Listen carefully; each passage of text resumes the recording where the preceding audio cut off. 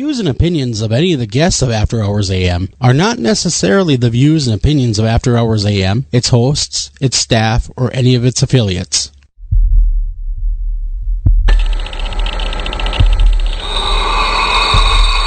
Welcome to the After Hours program.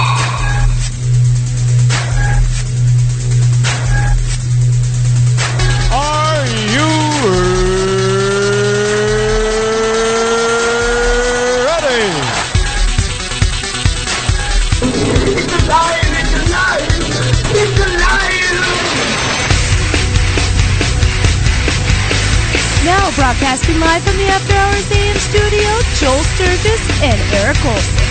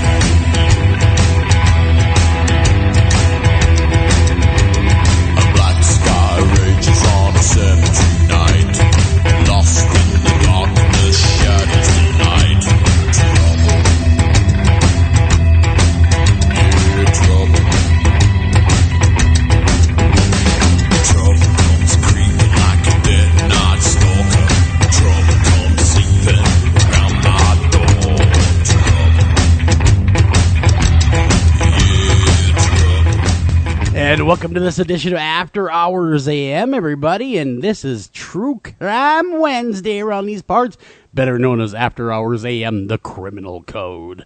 And I'm your host, Joel Sturgis, and of course, right along with me, Eric Olsen and Dr. Clarissa Cole. Now, Eric, you are on the road. Boy, am I on the road. You are on the road. In a actually very beautiful, lush location. I have come to realize that Oregon is damp and slimy in the nicest way. Oh no, damp and The slimy nicest though. way. Everything is damp and slimy. For example, I was on the roof, not exaggerating, for 6 hours yesterday. You sound really far away. Did you like run up to the roof just now? No, I stood up. Did that actually? I was looking at the river because it's so beautiful. I'm looking out the back I thought we were doing an impromptu remote. Recently deceased father-in-law's home, which is all very sad, but it's a beautiful setting. We're on the Mackenzie River. It is rushing by with a fervency that is alarming, frankly. And when we first got here, we're just walking around, just kind of stunned. Don had been here briefly for a few days immediately after he passed away, which was unfortunately on Valentine's Day. But we got back here just a few days ago, and we're walking around the grounds and walk out to the river and see it just rushing by. And we're turning, and the neighbor's waving at us, and he's walking over. We turn back to look at the river, and not 10 feet away from us, this huge river raft goes blasting by with 5 people waving at us. It's like the Wizard of Oz twist scene, you know, where people are rowing by and people are waving. Like that scene, yeah. And they're up in the air, and we just turn and, oh my God, there they are! There they are! They're all staring at us. Yeah. And they're going about 30 miles an hour because I am telling you, this is the spring rush season. Yeah. Anyway, it's a beautiful setting. We're in Mackenzie, Oregon. We're about 50 miles outside of east of Eugene, which is also a fascinating town, by golly. We stayed in town the first night. But yeah, we're here, very sad reason. We're dealing with my father-in-law's estate, and I'm helping out. We got to move stuff out. We got to get the valuables out of here, and just all the stuff people have to do under the circumstances. And, you know, it's very, very mixed feelings. On the one hand, we're celebrating his life. There was the school he taught at the University of Oregon, and the school put on a really nice memorial service.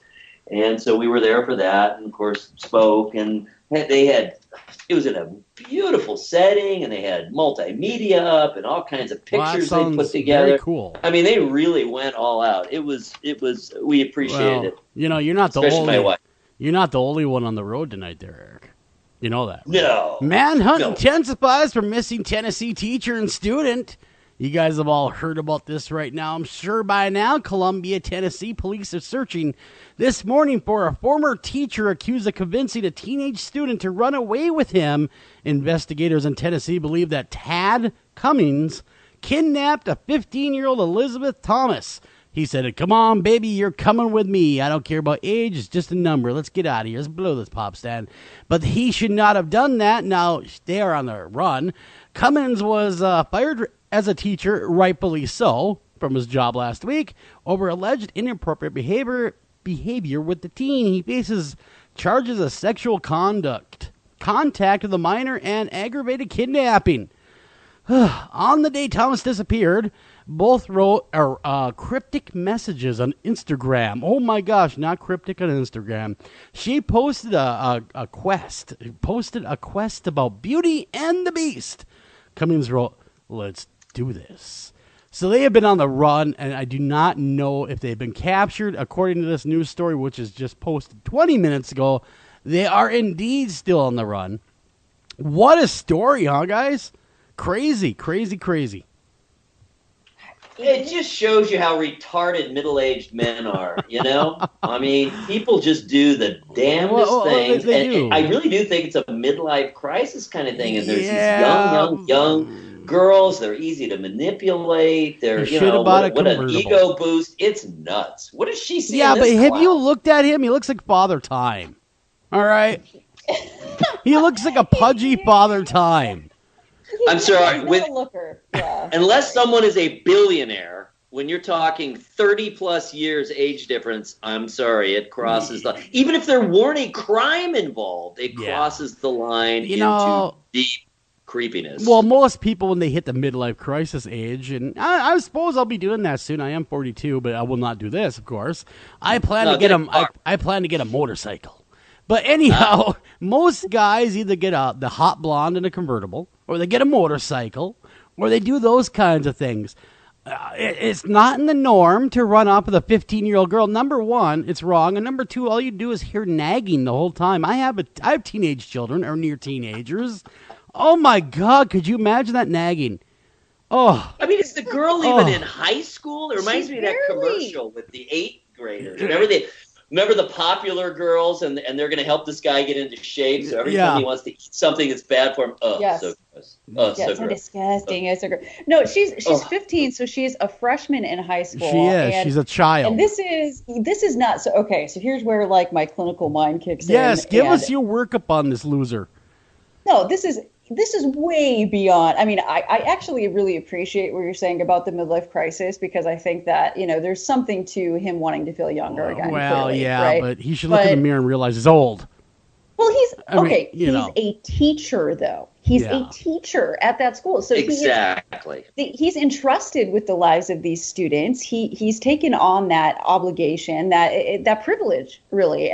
And he's ruining multiple lives by running off with this young girl. And I've been telling people on social media, you guys have seen this on social media this whole, past few days. If you see these guys, do not approach them. No, don't do that, because, like we were talking, you and I on Facebook, he's desperate. He has nothing left to lose, according to the news stories. That's just it. He ran off spur of the moment. And they say, by the way, that he has at least 2 handguns with him. Oh, boy. He's armed and dangerous. Yeah. According to the Tennessee Bureau of Investigation, he has at least 2 handguns with him. And his face is all over social media and all over the news. So he is incredibly desperate, because this wasn't well planned or thought out, because he was fired and then it happened right after. So it's not like there was a lot of planning involved. So she could turn into what he would think of as baggage, because if somebody sees her with him, it means a jail sentence. Whereas if people see him on his own, they might not put 2 and 2 together. So he could end up being violent toward her. Yeah. I mean, I would expect this to happen in Kentucky, not Tennessee. What? Come on, Kentucky. I'm just joking, of course, because we have a lot of listeners in Kentucky. We love y'all. I'm completely joking. We love y'all. Yeah, y'all. we love y'all. And no, I'm just kidding, of course. Here's the deal, though. Forever. Now, I gotta say this. When I was a kid going to school, every one of my teachers were super ugly. Even to the point of going fugly. Okay? That's how ugly they were. God, no. My gym teacher was Mrs. Antela. She was so ugly that she had a wart with hair growing out of it, and you knew how mad she was at you by how much the wart had grown and whether it was pulsating. That is where that was the fear barometer. I like the pulsating. Yes, if the wart was not moving, you were clear. But if it started pulsating with her heartbeat, you were done, man. And I mean, my Lord, she was so ugly. Oh, my God. Like coyotes would rip their own limbs off to get away from her kind of thing. Babies would cry just at her gaze. That a kind of ugly. Wicked Witch of the No, West. every single one of them, too. Not a one of them. And they're good educators. One? Not even one. I mean, like, because we did have one. There was He that okay. one art teacher that. Well, anyhow, that's neither here nor there. The biology teacher at my high school was pretty hot. Yeah, I think, okay. back Well, I in my didn't have 15-year-old that. mind. I didn't have it. But see, I'm leading. There is a point to this. In the last 20 within the last 20 or so years, there has just been a deluge of really hot, super sexy teachers, right? Sleeping with their students. Am I And they're right or am I young. wrong? Like Playboy bunny category kind of hot, okay? And these kids turn around, these ungrateful little bastards, turn around and they turn her in. Well, I never would have turned my teacher in. Never. In fact, my dad probably would have patted me on the back and said, "That's my boy right there. That's my boy." But no, all joking aside, it's still wrong. It's wrong on any level. If you are entrusted with these children and you do overstep that line. But am I right? Why does it seem to be outside father time here? Why does it seem to be hot chicks that are sleeping with their teenage students?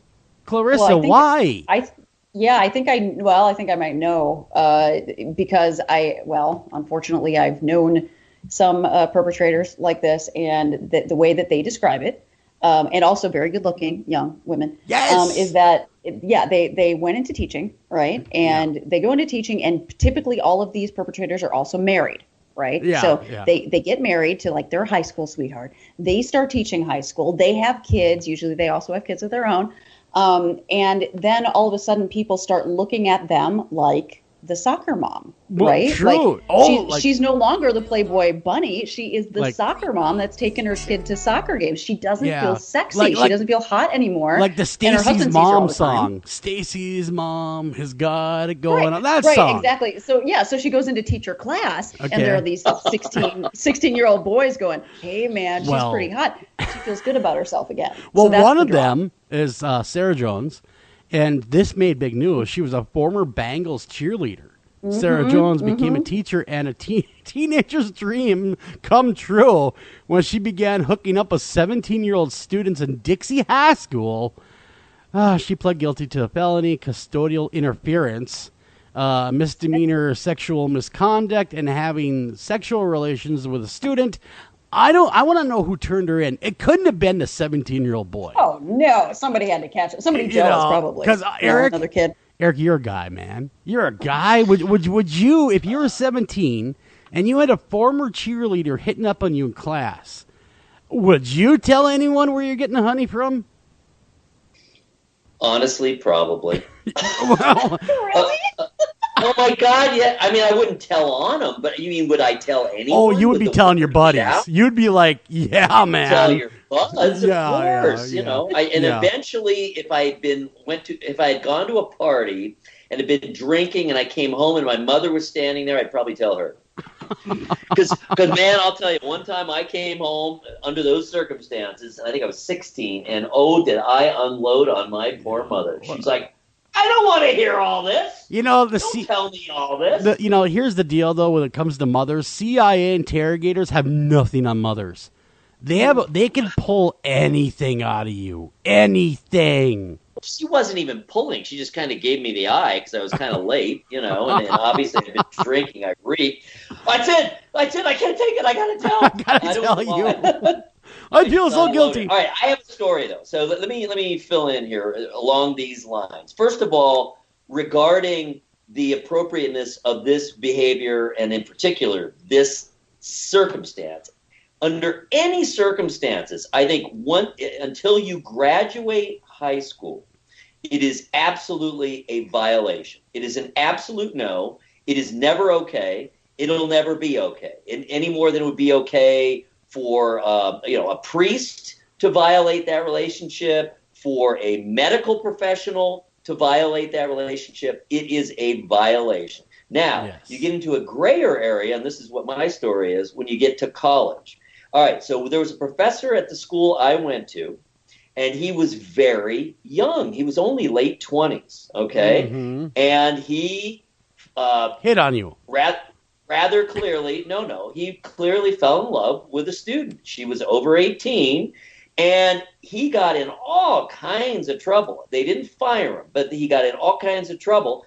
Even though she was over 18, it was clearly consensual, and they ended up getting married. So, I mean, it wasn't just some kind of fling. So I think at the college level, you have to rethink the circumstances. But I think anything at the public school level, anything prior to graduating high school is simply wrong. I actually heard that couple, we're talking 40 years ago, they stayed married. They're still married. Wow. Yeah.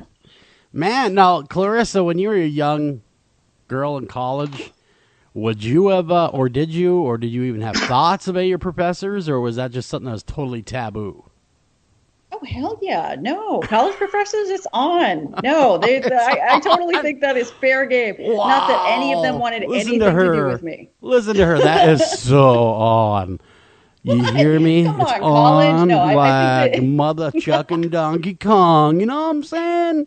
College is different, and I mean there are a lot of young like TA type people that in college. No, like I said, they didn't want anything to do with me. But did I think some of them were hot? Yeah. Well, if only they saw you today. If only they saw you today. You know what though? Along with Eric's story, the professor I went to UW-Stevens Point, and this is okay because it is not a secret.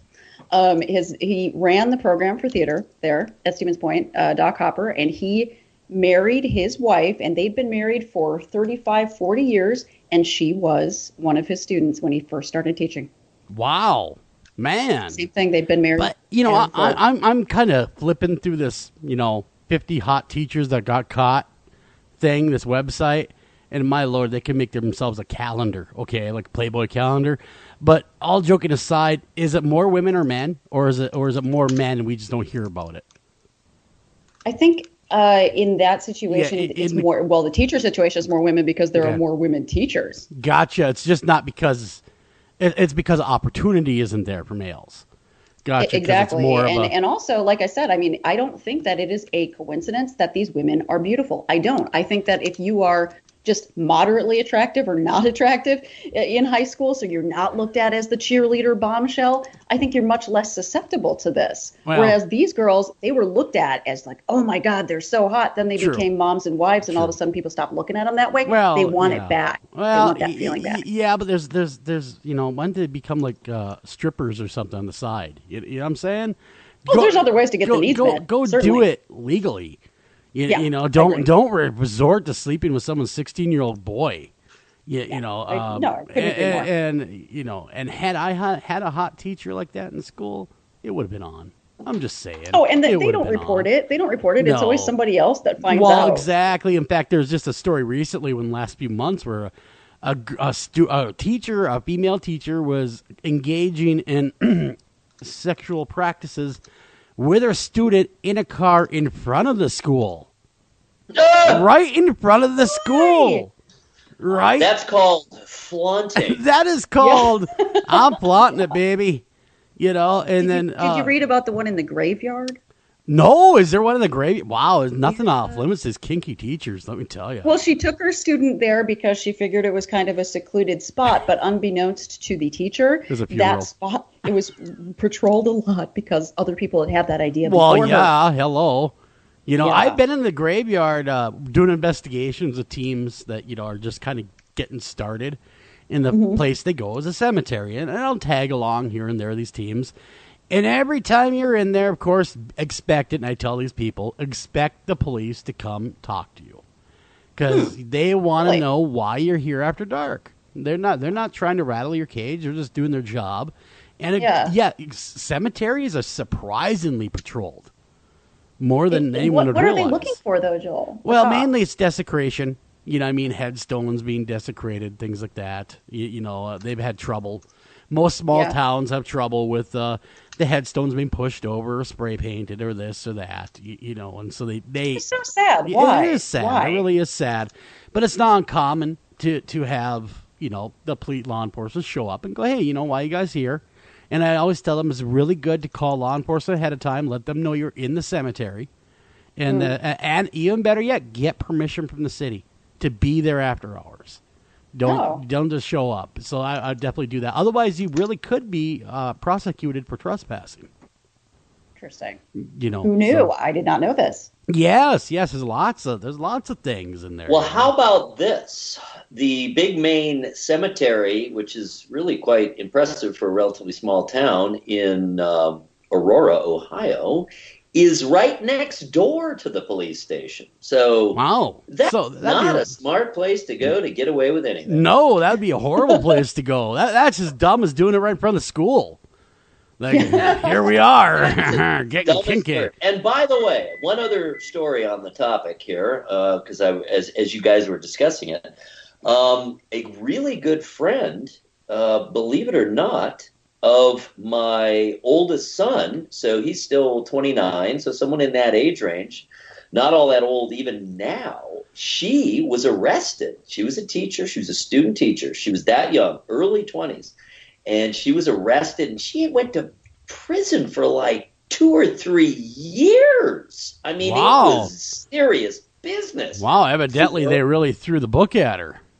They really threw the book at her for having that kind of relationship with a high school student. Yeah. I don't know. I'm not sure if in that case that the crime justifies the penalty. I mean, her life was literally ruined at like maybe 23 or something like that by this indiscretion, and it was wrong. There's no question about it. It was wrong. But 2 or 3 years in jail, that's pretty prison, hardcore. I should say, and that follows her, forever. Well, least, I don't know. Yeah, it was. How long does it follow her, Clarissa? I'm not sure. You're a sex offender forever. That follows you forever. But I hear what you're saying, Eric. Completely hear what you're saying. But it's like there are certain things that if you're a teacher or like me, it's not like not in my present job excluded. When I was doing work outside of the prison system, just seeing people on the outside, regular folk.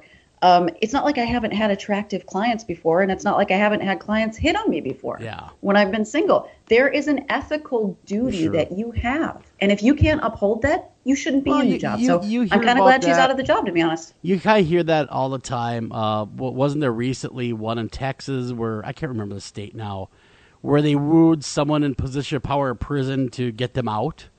It happens in the prison system all the time. I just mean that if you're taking on a job where you're working with like patients or students, or you have an ethical responsibility, and if you can't handle that, or if you find somebody too attractive, or you think you are falling in love, then switch up your assignment, do whatever you need to do, but don't cross that line. Love is blind.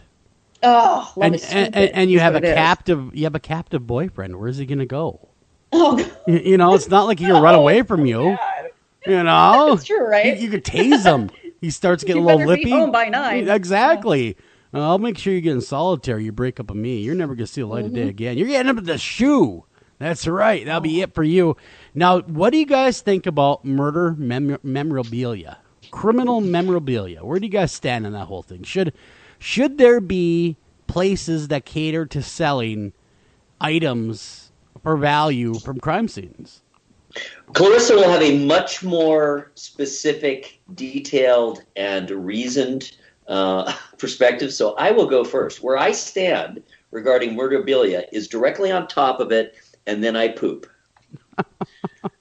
You know what? I'm not as stringent. You know what it is?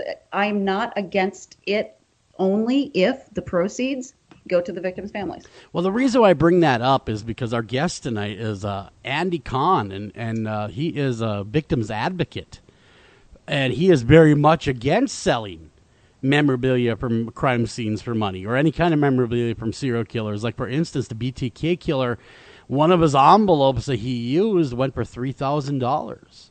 Well, that's what I mean, though. It's like, am I against it? Of course I'm against it, but it's not going to stop people from doing it. No, it's not. It seems to be a very macabre pastime, and it seems to be gaining steam.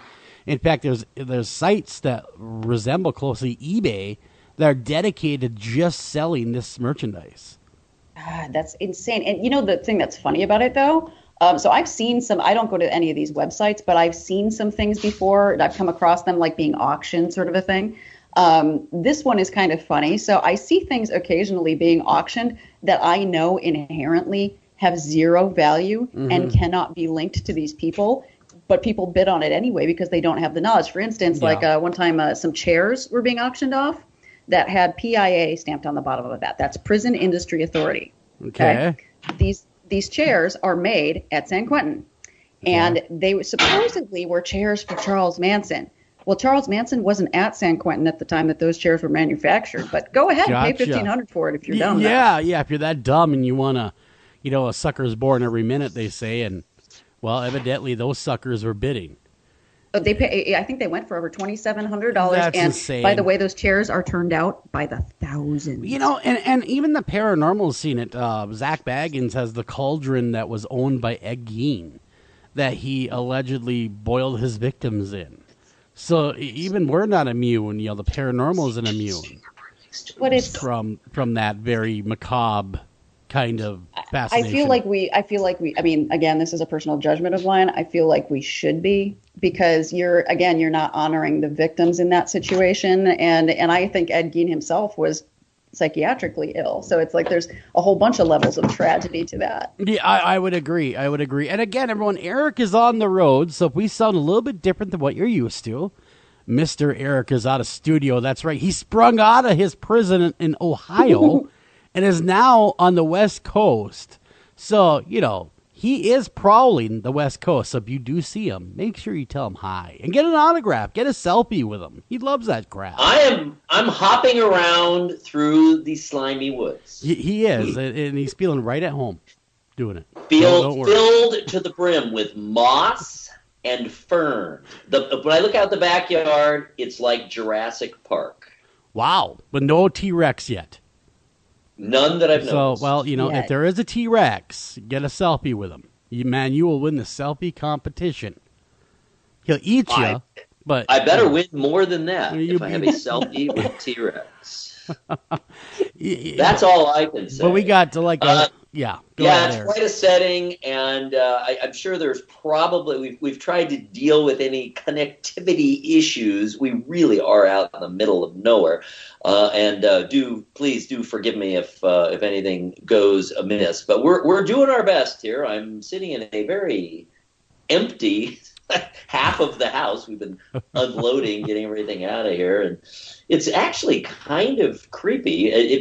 We'd be better off talking about it on tomorrow night's show, the Thursday night paranormal show. But we will have vacated by then. We'll be up in Portland tomorrow, so I will speak to you from Portland tomorrow night. Very cool, very cool. And next week, you will not be on the air with us, but we will have an extra special guest co-host filling the chair of Eric to the best of his ability. Not that there's any filling Eric's chair. Come on, let's just be honest. But we will have a very, very special guest co-host step in, and he is from Minnesota Ghost Box. And you guys have all heard Minnesota Ghost Box Radio, of course, on the iHeart channel. And so we're pleased to have Greg Bacon on the show. Again, Greg Bacon. I want to say bacon like the food, but it's Bakun. So it's Bacon. technically, is what I was told I pronounce earlier. it bacon. That's I delicious. know. I want to go bacon bits, because I was thinking about bacon just for a minute. I don't know why. I love bacon sometimes. But anyhow, that's a whole nother thing. We got to run to break. Everyone pay some bills. We come back. It is your Clarissa Cole time with True Crime Headlines. Don't go anywhere. You're going to want to hear what she has to say. I'm just saying it'll be a lot better than what we talked about.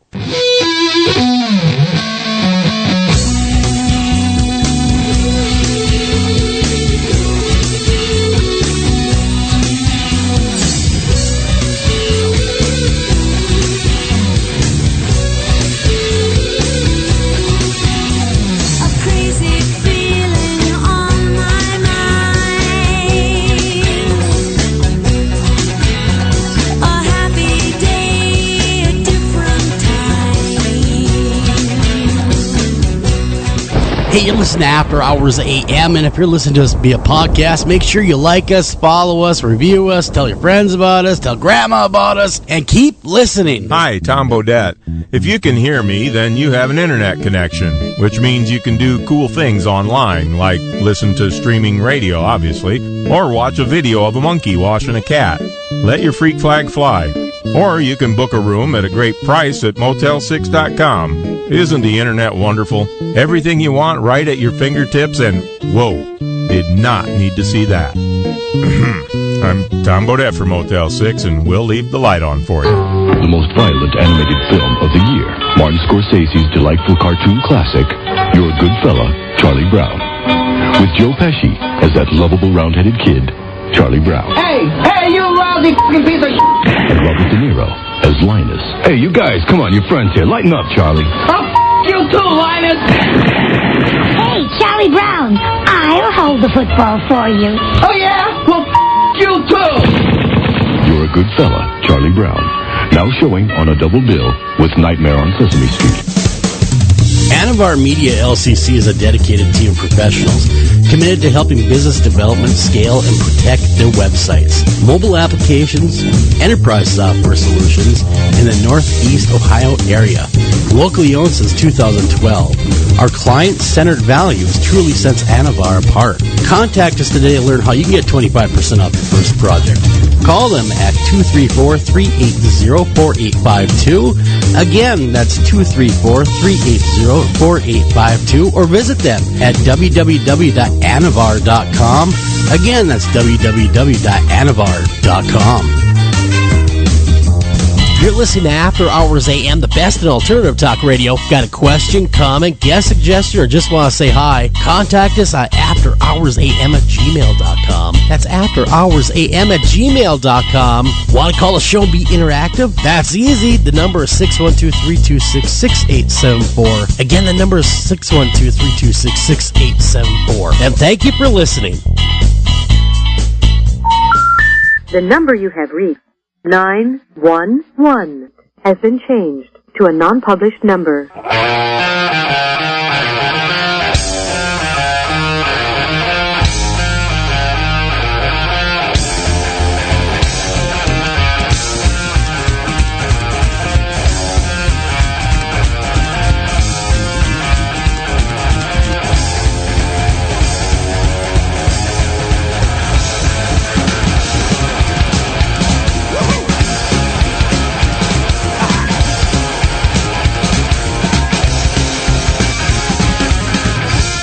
And welcome back to After Hours AM, everybody. I'm your host, Joel Sturgis. Right along with me is Eric Olsen. Oh, there we go, Eric.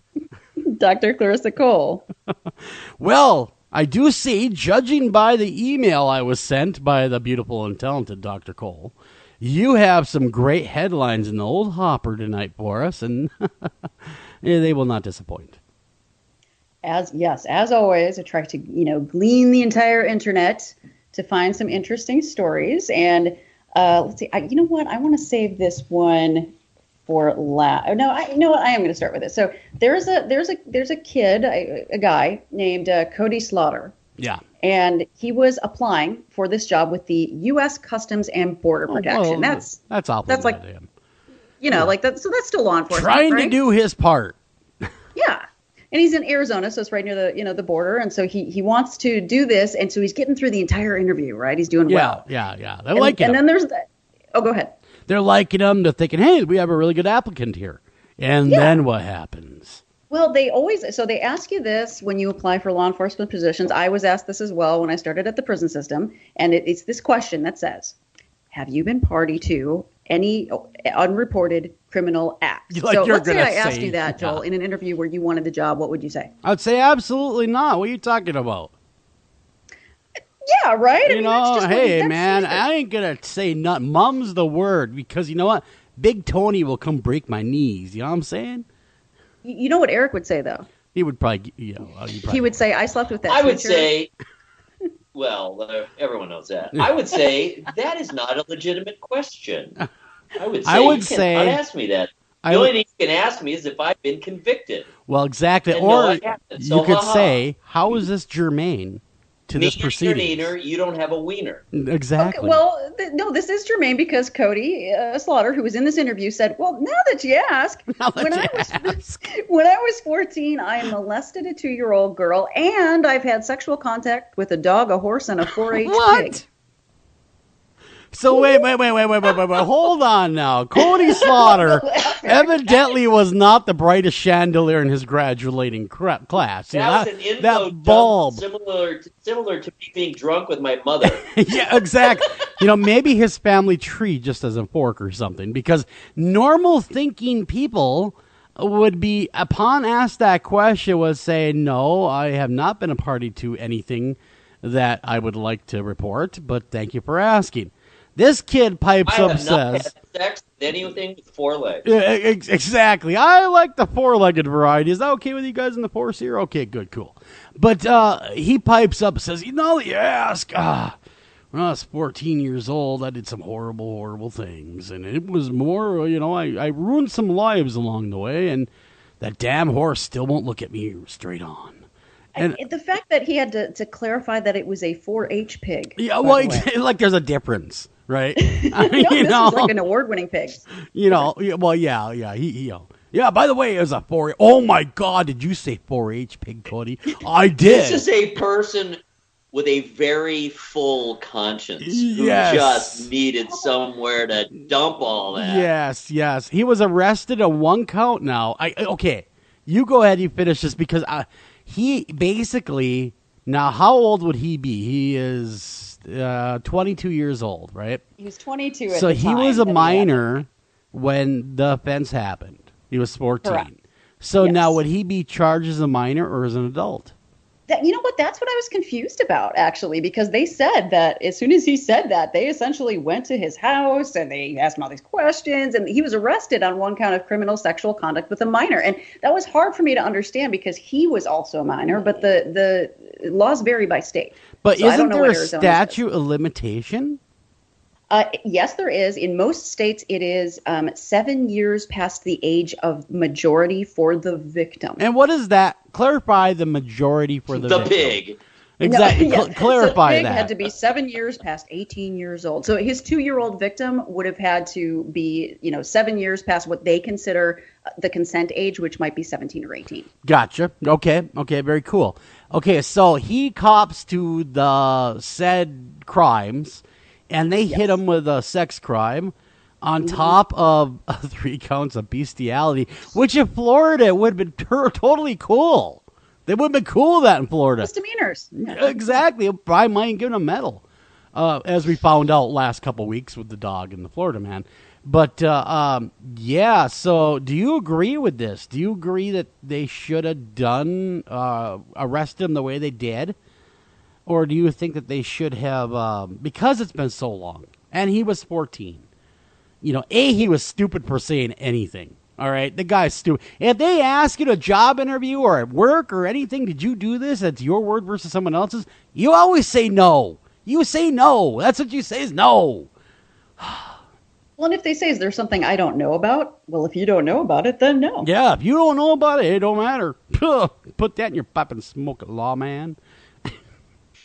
I think for the bestiality, strong response. Exactly. For the bestiality thing, I think, let it go. You know what I mean? Not that I don't love it. Well, he loved animals a little too much. Okay. Yeah, I think they should let it go, but I do think that when it comes to potentially a 2-year-old, and the reason I think this is, and it's the same for ethics in my profession, if somebody mentions that they have abused a minor, that means that they may be a danger to other minors presently. Yeah, no, I got you. Totally get it. I really do, but the guy's just stupid, is what he is.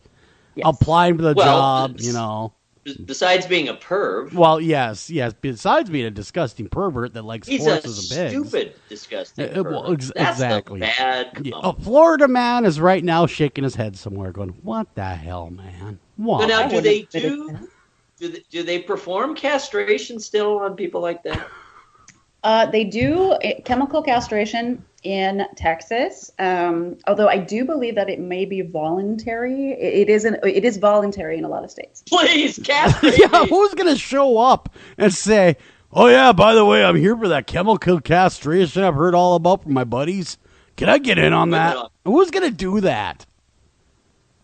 Actually, more than you would think. What? So if they truly are attracted to minors and they can't control that attraction.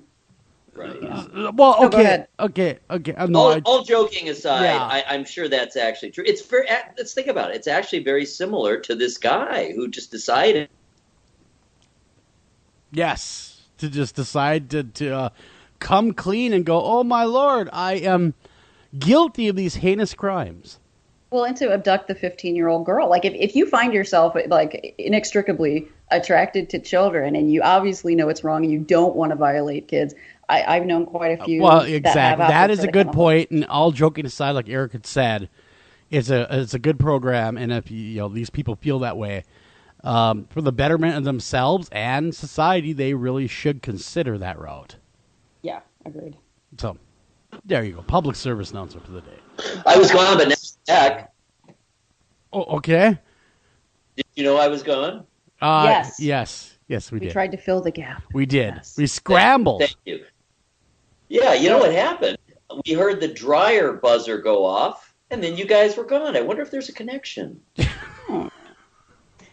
So, speaking of, I have to get to this story because I have to have people see the photos of this because it's so horrible. Speaking of, like, stupid people, earlier this month in Sandusky, Ohio, and I'm sorry that it is your chosen state right now, Eric, but it did happen in Ohio. Oh, I think I posted this headline, if I'm not mistaken. Nuts. Is this not nuts? Okay, people, you have to go and check out the pictures that accompany this story. Yes. And you should go over to Facebook and join the After Hours AM, America's Most Haunted group, because have you seen some of the crap I post on there? Those are all from listeners. People are sending me disturbing links, by the way. And keep them coming, don't get me wrong. But this is one of those links that I put up, of course, and I'm glad you're covering it. So go ahead, Clarissa. It would disturb the hell out of me. Okay, so there's a couple named Micah Rissner and Natalie Schlett.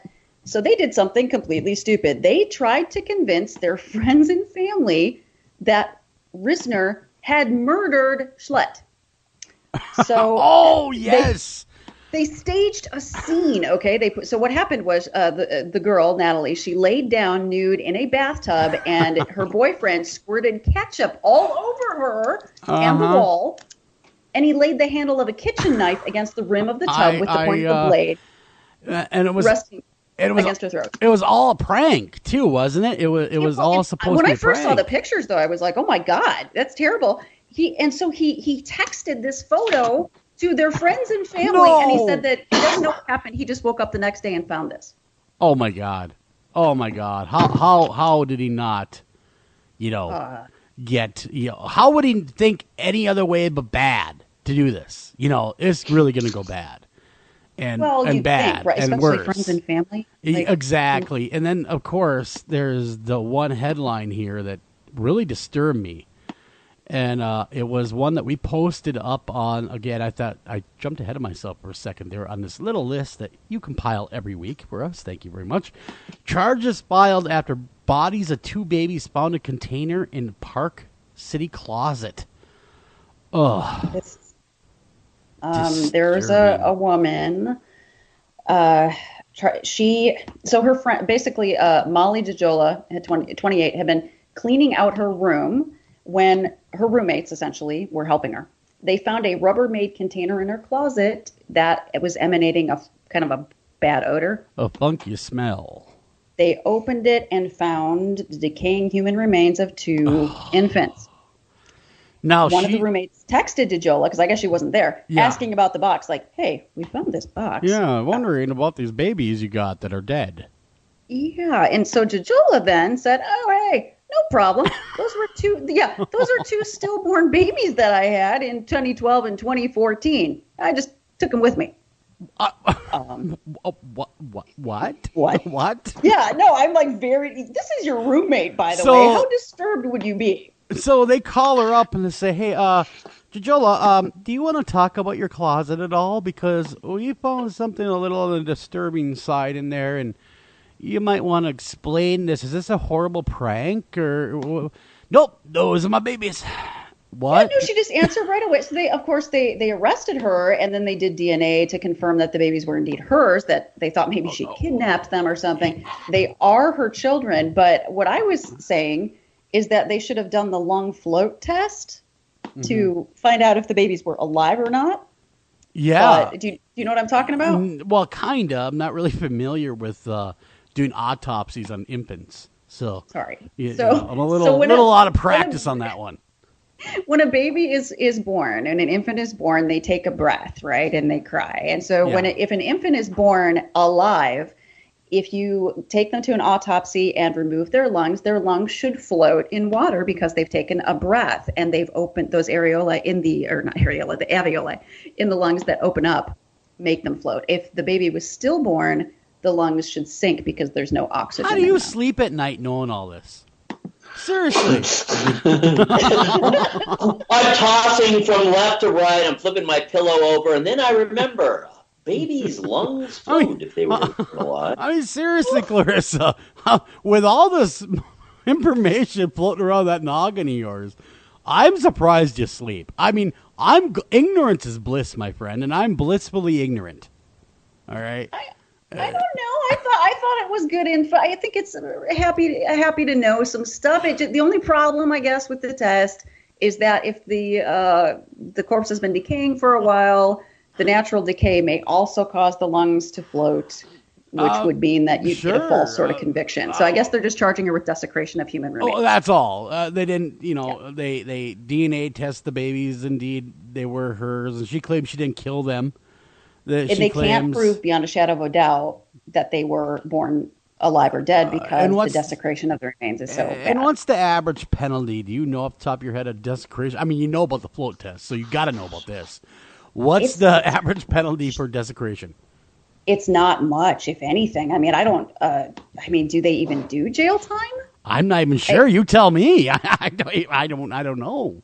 It's considered like a misdemeanor. It's like tampering sort of a thing. It's not prison time. So like maybe a year in jail. Usually it's a fine. It's a fine. Wouldn't it be like some type of gross misdemeanor maybe? Yes. Something. It wouldn't be a felony. No, because felony is a whole world different than a gross misdemeanor. Right. So there's a big gap between the two. But neither one are good. Don't get me wrong. But do you want that on your record when you're like applying for another job? Well, guess what? I had babies in my closet, and that and that prize-winning pig. Yeah, and I want to work at your Subway.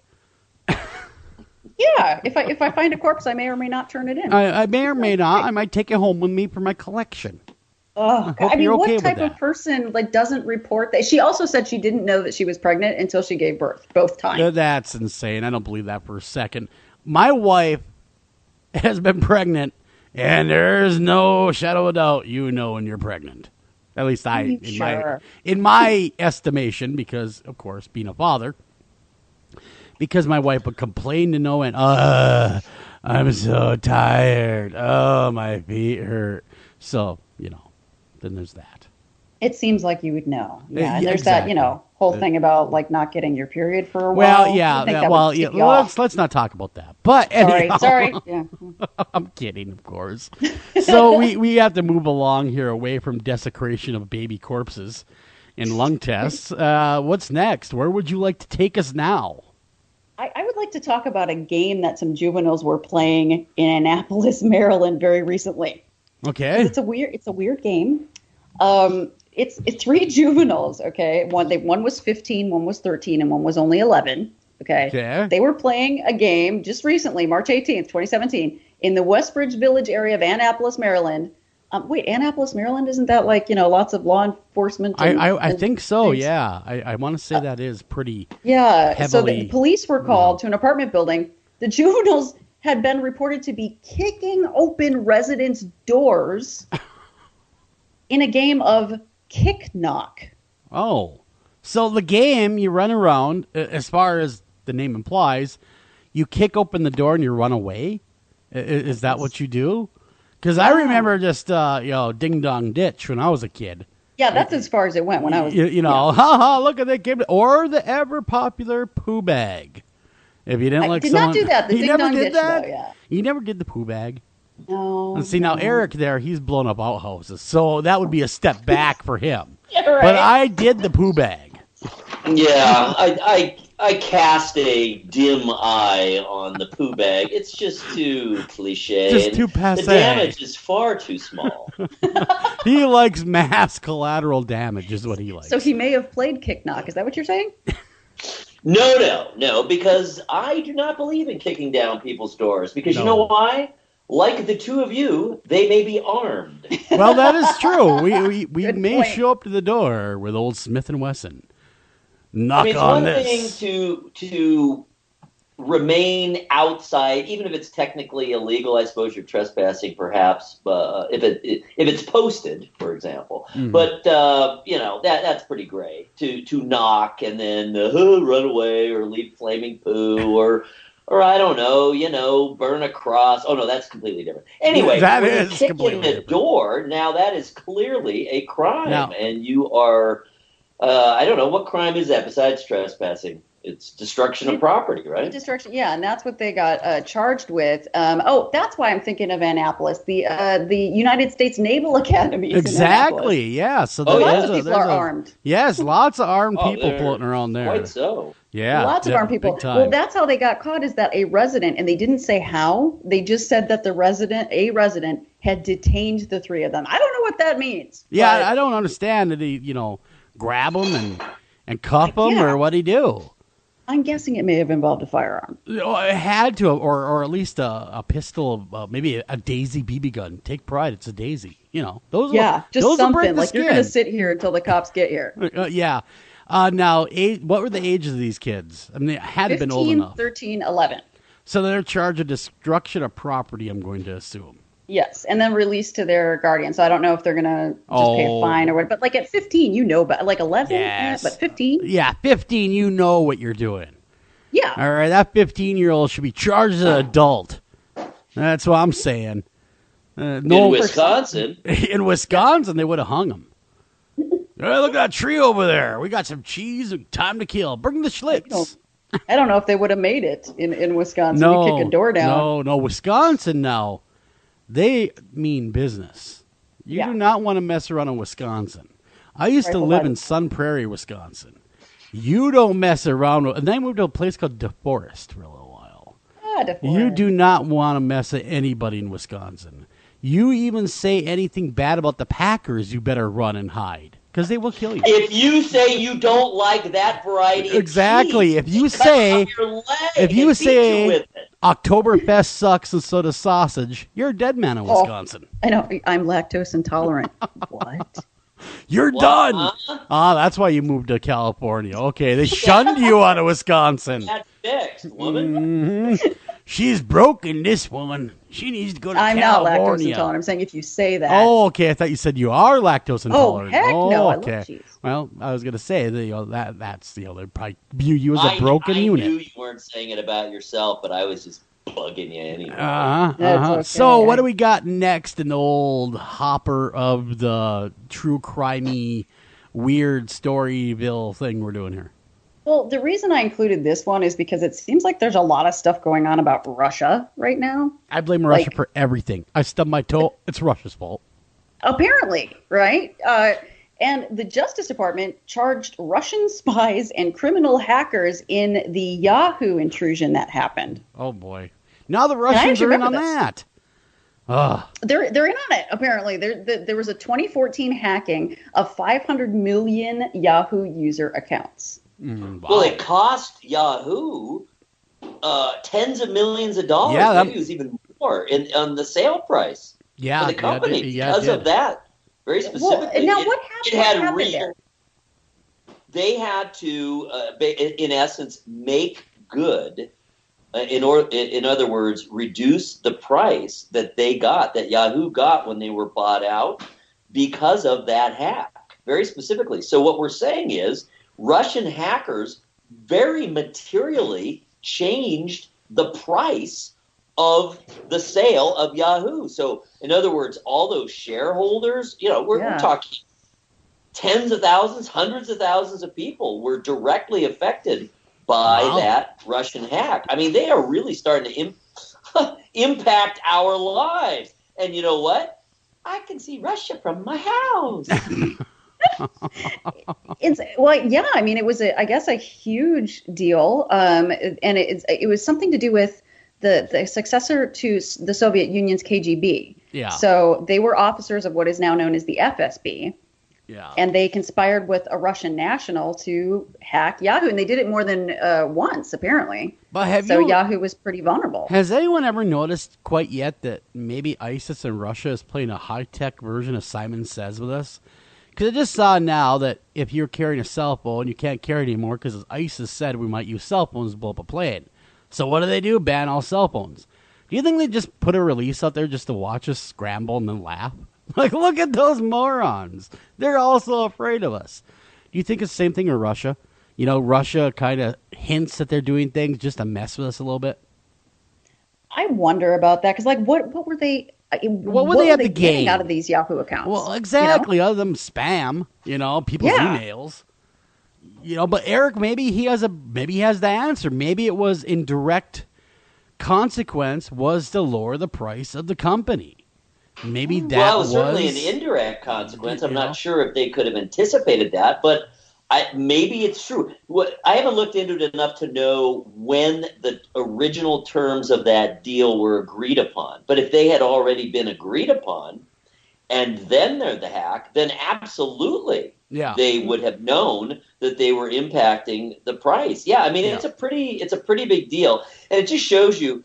I hope that we're still relatively early on, in this entire internet/digital revolution because the security is still so bad. Oh, it's very rudimentary. You're an internet company. You're an email company. That's what you do. That's your job. That's what you care most about. And you have allowed yourself to be hacked, to be just displayed, to the entire world more than once. I mean, that's amazing if you think about it. And then look at the election. My God. We're talking about the United States presidential election was at least in some way impacted by hacking. That is astonishing. Yeah, it's astonishing how vulnerable we truly are online. Really the best defense is a password. Come on. If someone gets your password, you're screwed. And we're so behind though. Look at the credit card chips. Yeah. The chips now.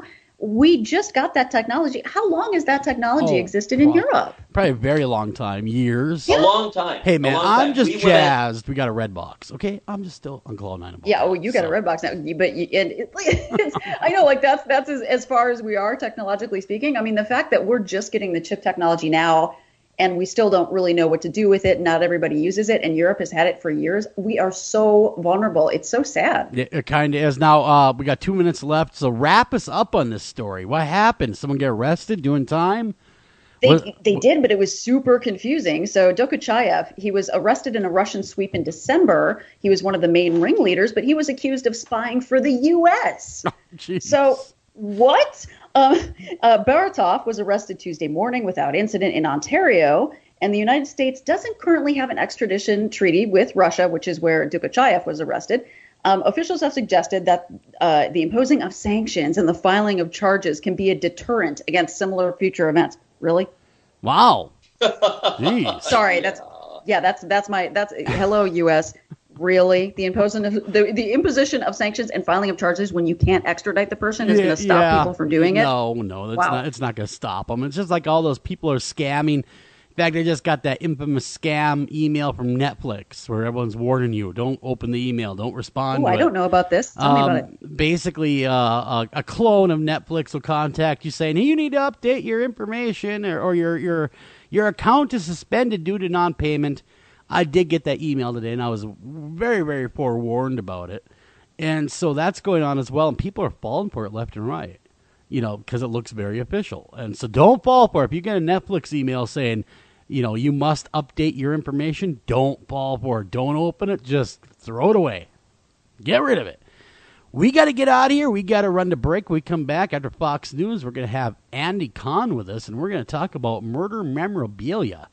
Should there be a market? Should there not be a market? He is a victim advocate. It'll be interesting to get his take on the whole craze of murder for money. And be right back right after this.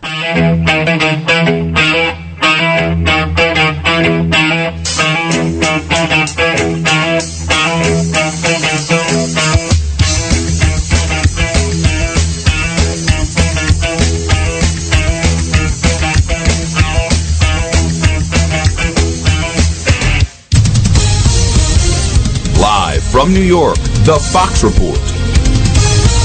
I'm Lisa Brady. President Trump says he feels somewhat vindicated after new revelations about surveillance. What I've read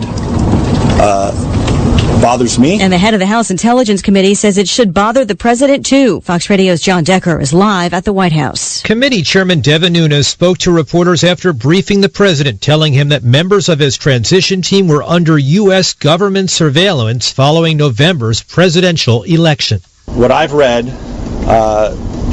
seems to me to be some level of surveillance activity, perhaps legal, but I don't know that it's right. President Trump earlier this month tweeted that former President Obama had, in his words, wiretapped him. Lisa? John Nunes says he can't rule out the involvement of senior Obama administration officials, but he also says it appears the Trump team may have been caught up in the surveillance, not the target of it. The top Democrat on the committee is criticizing Nunes for going to the White House before sharing the information with the committee. There's been no claim of responsibility for a terror attack in central London, but ISIS-related websites are praising it. 4 people are dead, including a police officer and the attacker. A man drove his SUV through pedestrians on a bridge leading up to Big Ben, killing 2 and injuring 20. He then crashed the vehicle into the fence surrounding the building and, armed with a knife, burst through the pedestrian gate, stabbing and killing a police officer there before he was shot and killed. Fox's Greg Palcott, the attack locking down the British Parliament building and surrounding areas. The British Prime Minister moments ago calling the attack sick and depraved, targeting freedom and democracy. The Dow slips 6 points, but the S&P up 4 and the NASDAQ plus 27. On the Fox Report, fair and balanced. Both sides digging in over the House GOP plan to replace Obamacare. We're talking to our members and working toward the goal line here. We're adding votes by the day. We're not losing votes, we're adding votes, and we feel like we're getting really, really close. House Speaker Paul Ryan praising the president's personal efforts to find compromise on the plan, but some conservative Republicans remain opposed, including Utah Senator Mike Lee, saying the bill falls short of the promise for a full repeal. We would repeal it, and that we would get rid of especially those provisions of Obamacare that have caused healthcare prices to escalate so sharply in the last few years. He says the votes aren't there in the House or the Senate. Right now, the bill remains in the House Rules Committee, which can send it to the House floor. Day 3 of confirmation hearings for Supreme Court nominee Neil Gorsuch, refusing again to answer specific questions about current or potential cases. It would be a violation of the independent judiciary for a nominee to a court to make a promise on any case. But Senator Dianne Feinstein, the committee's top Democrat, says Gorsuch has avoided specificity like no one she's ever seen before. For us on this side, knowing where you stand on major questions of the day is really important. Without a rules change in the Senate, Gorsuch will need to win at least 8 votes from Democrats to avoid a filibuster. at the Senate Judiciary Committee. Jared Halpern, Fox News. Confirmation hearings getting underway for the president's labor secretary nominee, Alexander Acosta, telling senators he regrets the political hiring scandal that happened when he led the Justice Department's Civil Rights Division under President George W. Bush. Political views on the hiring of career attorneys or staff should not be used, and the answer to your question is, if I am asked to do that, I will not allow it. He'd be the first Hispanic member of the Trump cabinet if confirmed. In New York, I'm Lisa Brady on Fox News Radio.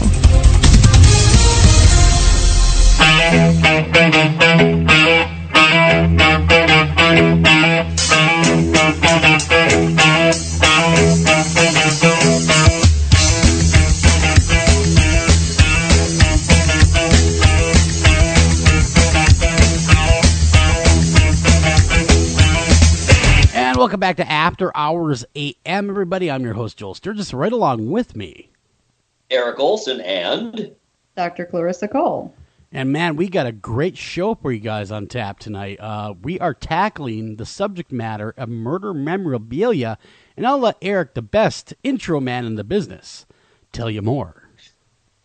Well, yeah, I want to give, even before, an intro to the intro. On a recent show, we were speaking on the air with Clarissa, and she was mentioning that for all of her experience and for all of her knowledge, and of course we have nothing but admiration for her, because on the one hand, she is tough as nails. On the other hand, she remains very sympathetic, well, not empathetic, and sympathetic to a certain extent. And it just doesn't seem to have changed her. We're always kind of amazed by this combination of characteristics. But she was stating that she really felt a little bit unprepared looking at things from the victim's perspective. And we were thinking about that. And I came across an article just right here in the Akron Beacon Journal in Northeast Ohio. And that attached us to Andy Kahan, victim advocate for the city of Houston, has spent more than 20 years working against the sale of murderabilia, a term he coined for any items that have market value because of their connection to a murderer. Letters and artwork make up the bulk of murderabilia sales, but available items range from an unused paper towel that belonged to Charles Manson to the this is yummy, flaked-off foot skin of Angel Resendiz, the railway killer. Kahan believes murderabilia glorifies violent crime and causes the loved ones of victims undue pain. 8 states, including Florida, let's see, what else? We're not naming them. But there are 8 states have a law which prohibit criminals from making money from their crime. But visitors to the particular website we were talking about, Serial Killer Inc. website, can buy digital recordings of Charles Manson, 243-page confession of Jeffrey Dahmer, and on and on. Speaking of this recent article, Kahan, whose self-appointed side job is tracking and calling attention to murderabilia, notified, as I mentioned, the Akron Beacon Journal recently when he saw a painting by Beasley, what's his name? Somebody Beasley, a killer. We don't want to glorify him. From one of the victims was from the Akron area, and there was a painting on the Serial Killer Inc. site, and he stepped in and let it be known. Also, regarding the Cleveland area, of course, where I'm from, Kahan pointed to online items tied to Anthony Sowell, who was sentenced to death for killing 11 women and hiding the remains in and around his Cleveland home. The items included a painting with Sowell's signature that featured 11 tombstones to signify each of his victims. Oh my God, that's horrifying. And a handful of dirt from Sowell's property that was offered for $25. Well, that's probably enough up front. We'd much rather hear it from him. Welcome to the program, Andy Kahan. Hey, great to be here, guys. Yeah, thanks for coming. Yeah, Andy, I wasn't really up on this because I don't collect murder memorabilia. And in fact, that's good to hear. It kind of freaks me out a little bit, number one, because, we do a true crime show, and quite honestly, I get enough of that. Just talking about it. But I always was under the assumption, and I was proven wrong, I always thought there was a federal law banning people from gaining monetarily from their crimes. Evidently, I'm sorely mistaken. There was no federal law in place. Don't feel bad. You, like most people, are still under the delusion that we have what's commonly called Son of Sam laws. Exactly. That were enacted when the New York serial killer David Berkowitz murdered 6 people, shot and wounded 7 other, and there were rumors going around that he was going to be selling his rights for books and movies, and New York crafted what is called a Son of Sam law, basically not allowing an inmate to profit from selling his rights for books and movies. What most people do not know, still to this day, that the Son of Sam laws were ruled unconstitutional by a little-known court known as the United States Supreme Court in 1991 in a very famous case involving Simon and Schuster and a mafioso informant by the name of Henry Hill. Does Henry Hill's name ring a bell for any of you? Yeah. Yep. Yes, it does. What movie are we talking about? Goodfellas. Yeah, exactly. That's what it was. Correct. Almost like Casino. They offered Hill $250,000 for the rights to their story. The New York Crime Victim Compensation Board sued under the Son of Sam statute, and the United States Supreme Court struck it down unanimously. The reason they struck it down was because the language included the adage of restricting free speech. Most courts frown on any language restricting free speech. So what we started doing was crafting what we call notoriety for profit laws. In other words, talk all you want, scratch, sniff, doodle, paint, whatever. You just don't make money from it. Now, so that's what we started doing to combat this. Now, something that kind of rings in my head right away is there a possibility that serial killer A or killer or infamous individual A could give his artworks to individual B to sell, and individual B, by turn, will give him the money, therefore he's not selling directly? Would he the family the money? That's normally how it'll happen. Okay, so the family gets the money. It's kind of like a straw seller. Yes. Okay. I was curious, how would they, because prisons are so regulated, as Clarissa can attest, that you wouldn't. Yeah, think the law applies out here. Let me throw. If prisons were so regulated, how are these guys who, for the most part, who are either on death row or serving life, and some of the most infamous murderers in this country's history, how in the world can they ship this stuff out for sale? It's always boggled my mind that they could do this without prison officials batting an eye and going, excuse me, what are you doing there? So you might think they're regulated, but prison officials, frankly, don't regulate these guys until we point out what's happening. I would like to think it's regulated. It depends on where you are. I know that certain places are better regulated than others. A lot of times they try to get stuff out through legal mail, which we have no authority to look at. And that's the toughest part when you have lawyers that are essentially doing this. It's bizarre to me. Wow. You do, and you have family that comes and visits, and sometimes these dealers will actually pay visits. We actually banned one particular murderabilia dealer about 2 years ago from entering any prisons in Texas because we knew who he was, we knew he was coming down, and we just refused to allow him to enter. Good. Well, that's We've good. had You guys similar did. people that are kind of blackballed from the prison system. It just, kind of immersing myself into this whole buying this macabre murderabilia is. It's the strangest It's project strange. I I can't wrap my mind around it. Why would you want to, own any of these things? Like Albert Fish's autograph. Why would anybody pay money to have the autograph of a lunatic? I'd rather have Albert Einstein's autograph, not Albert Fish's. Well, and that's a question I get asked quite frequently when I go out and do lectures and workshops on this issue. And the best way to answer that question is, like it or not, there are small groups of people out there who, for whatever reason, idolize serial killers, mass murderers, and high-profile killers. And this industry basically feeds into that, where essentially when you purchase something that a serial killer has produced, you own a piece of their soul. It's a talking point.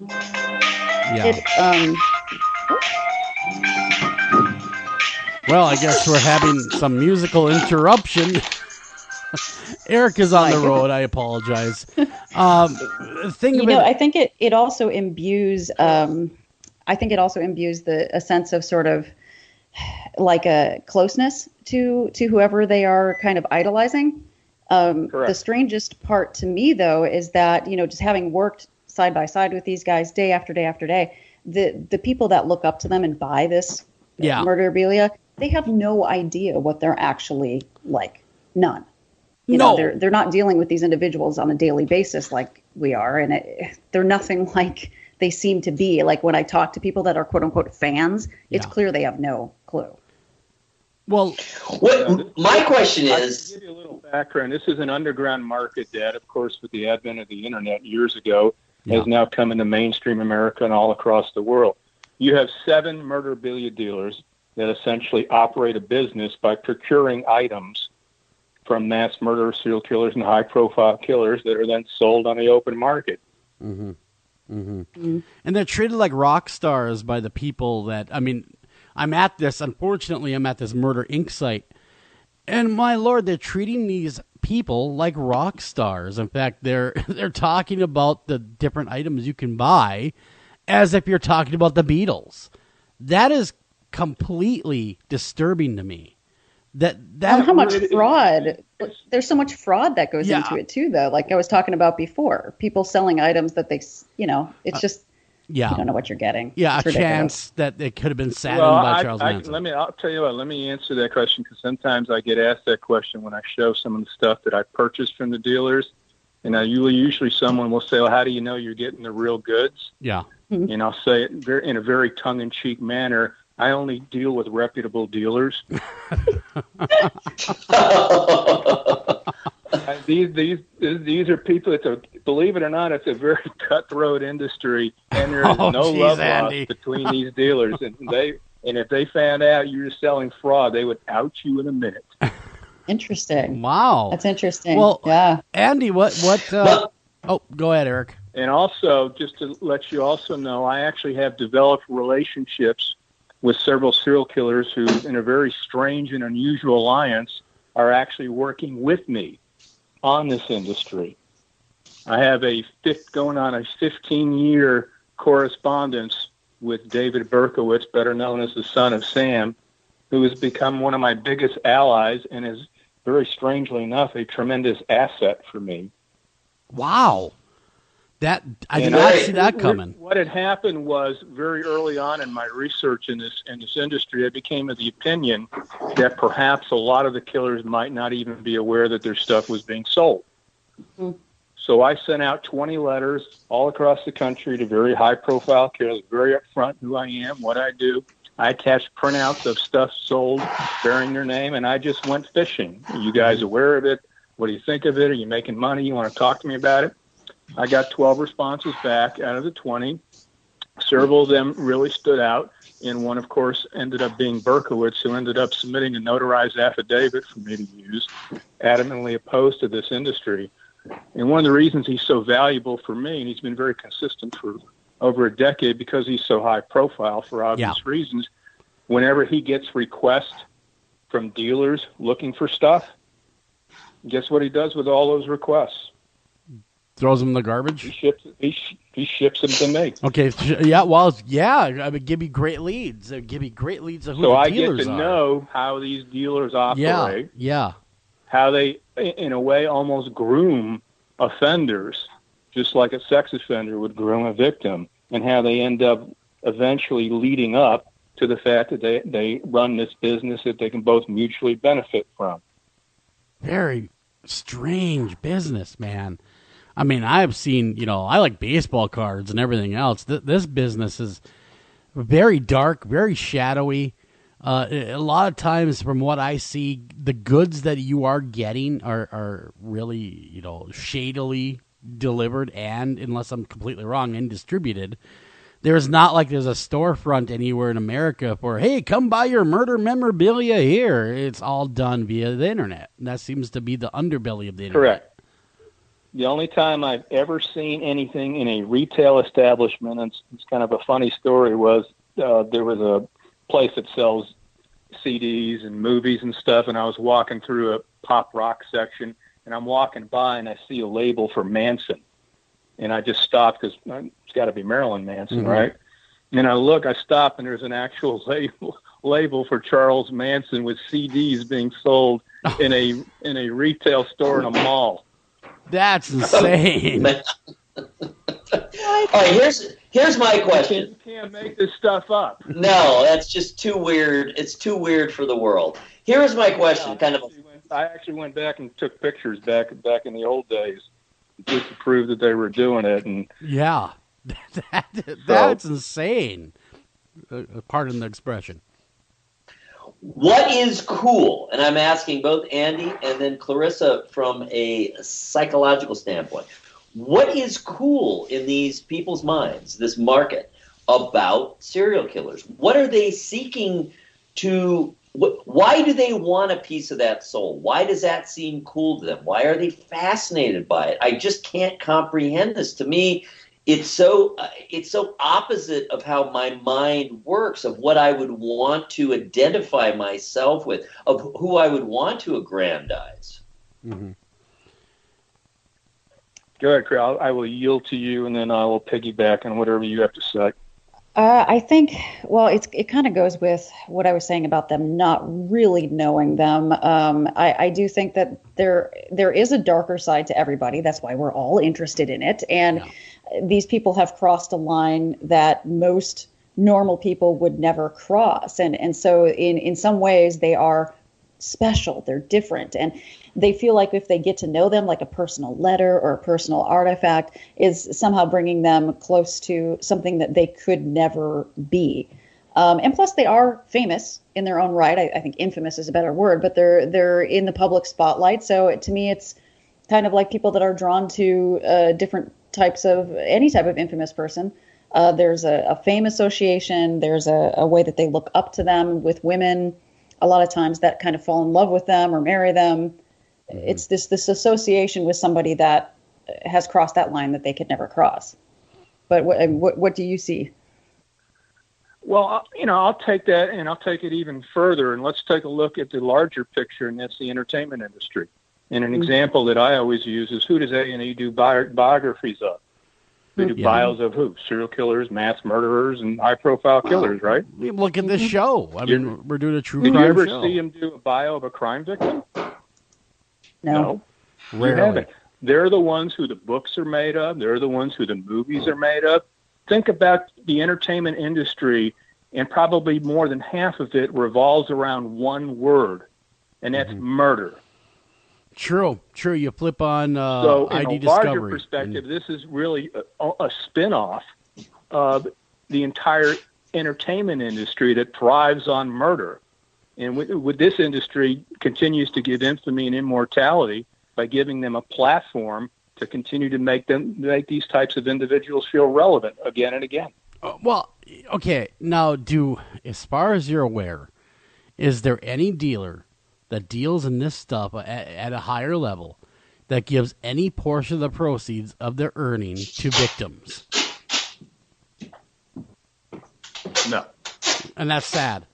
That is sad. I mean, I could see a dealer with the heart in the right place selling these things to give the proceeds to the families. Okay, you know what? I know money's not going to bring back your family member, but here's some money. Well, I can tell you from a victim's perspective and someone who serves on the board of parents of murdered children and surviving family members of homicide that there's nothing more nauseating and disgusting when you find out the person who murdered one of your loved ones now has items being hawked by third parties for pure profit. It's like being gutted all over again by our system, and quite frankly, it's really simply just blood money. That's how you have to look at it. No one really wants any portions of anything that they would consider blood money. Yeah, I totally agree with you there, and thank God I've never been in that situation of having any family member that has been a victim of crime, and I pray I never do. But if I was in that situation, I'd feel the same way. I would be very, very, well, like you said, feel victimized all over again. Here we are, having this killer that took my loved one's life being aggrandized by a whole group of groupies, for lack of a better word. And instead of looking at them as horrible individuals for what they've done, they're looking at them like Bon Jovi, a rock star. Now, how do you combat that, Andy? That mindset, being a victim's advocate, it must make you equally as furious, but how do you combat it? That's the biggest question. Well, this is the reason. That's probably one of the reasons I took this industry on. When I first discovered it, the main conduit for items being sold back and forth was eBay. Okay. And I contacted eBay's public affairs when I first discovered this industry, and their public affairs person very succinctly put it to me like this, and he said, Andy, we're not the morality police. Yeah. As long as it's illegal, we have an obligation to offer to our customers, and you don't like it, feel free to do something about it. And I just went, sure. And I've just been banging at it ever since. We had a 2-year battle with eBay. eBay finally backed off and actually sent out a news release. Funny thing about it was they sent it out 2 weeks before 2020 was scheduled to air their segment about this industry. But timing is everything. And so they basically no longer allow it. So the dealers that primarily sold on eBay, it's kind of like when you exterminate cockroaches from one room. What do? Well, yeah. Onto another. They set up shop somewhere else, right? Well, yeah, exactly. Imagine going to a dating website, you guys, because this happens too, by the way, because out here in California, you can't profit from crime. We have a similar law to the Son of Sam law. But what if you were on a dating website and you thought you found the man of your dreams, and then you find out that he's actually on death row?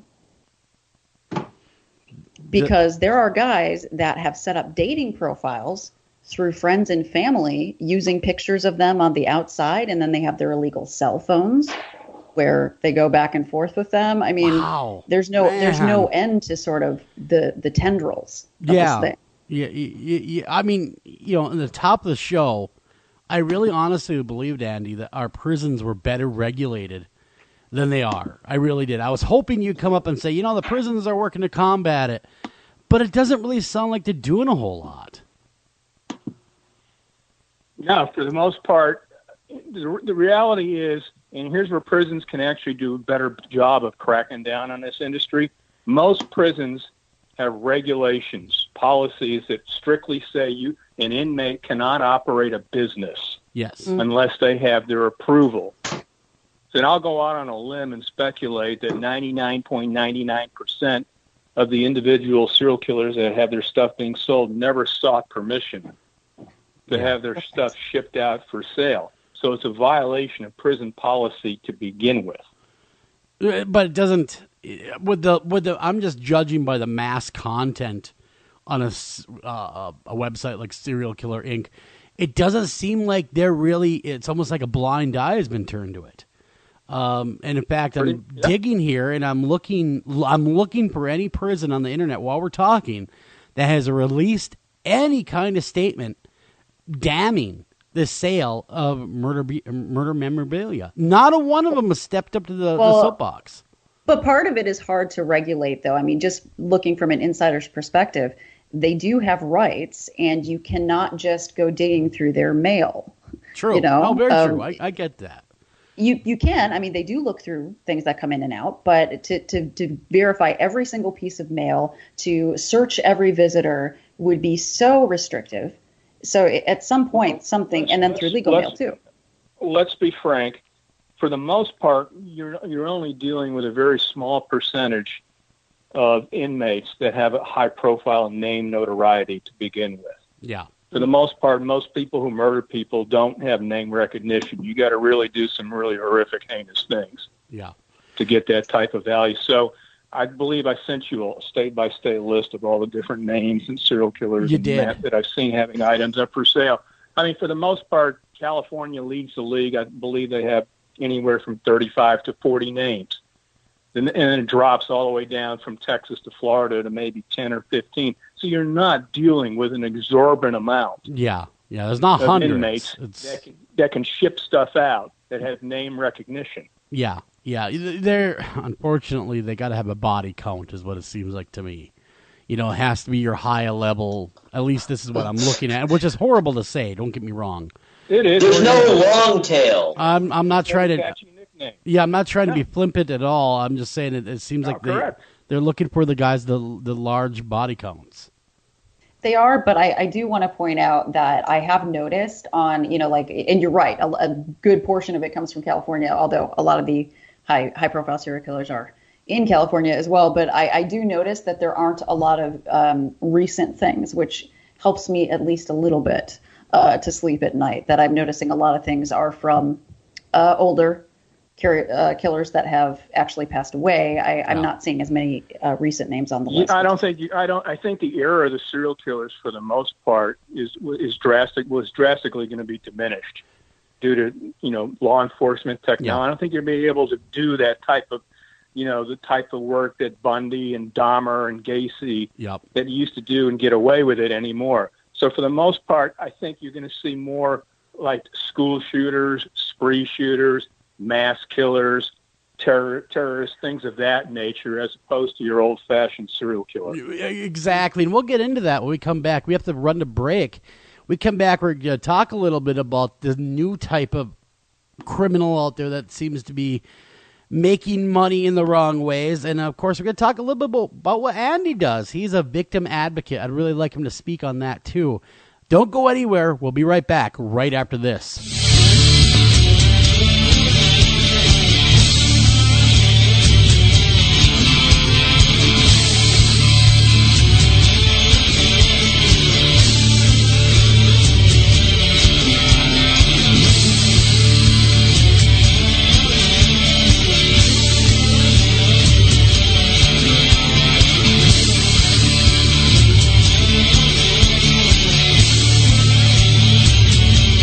Hey, you're listening to After Hours AM, and if you're listening to us via podcast, make sure you like us, follow us, review us, tell your friends about us, tell grandma about us, and keep listening. Taking a family of 5 to the amusement park can cost a small fortune. Oh, yeah. So to save some money, we thought, hey, let's bring the amusement park to us. Yeah. Go ahead. All right. Step right up, young man. Are you ready to ride the wacky waterfall?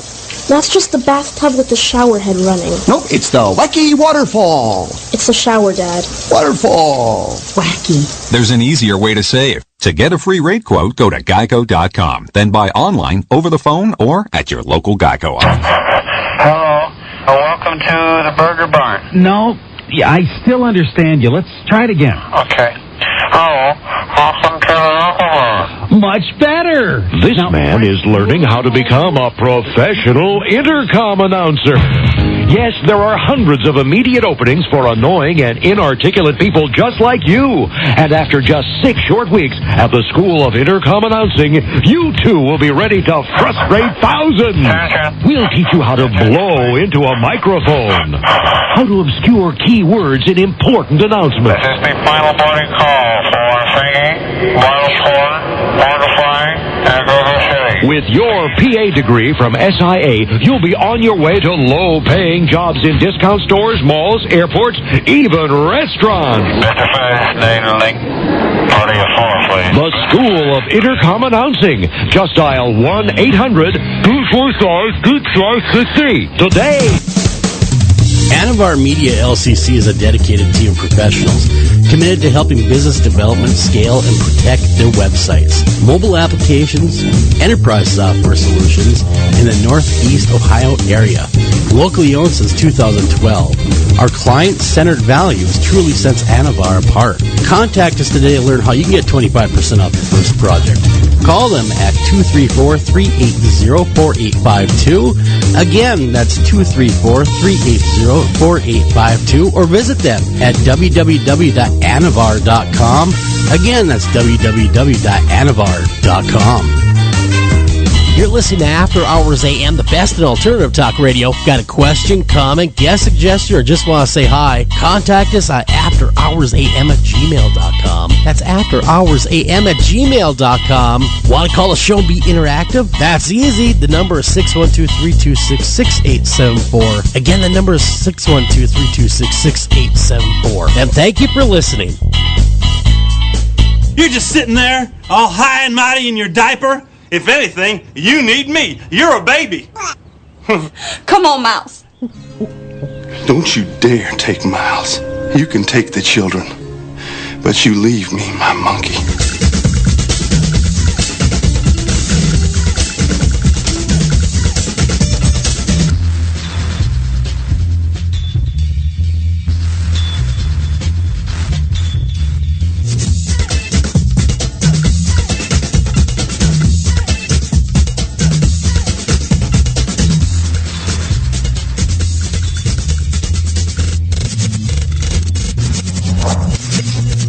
And welcome back to After Hours AM, everybody. I'm your host, Joel Sturgis, right along with me, Eric Olsen and Dr. Clarissa Cole. Now, when we were leaving, Andy, there seems to be, of course, we're talking to victim advocates' rights, is Andy Kahan, rather. Sorry about that. And when we were leaving, it's kind of rattled me a little bit, some of these images I'm looking at, I'll be completely honest, with these bad portraits that are out there on the internet.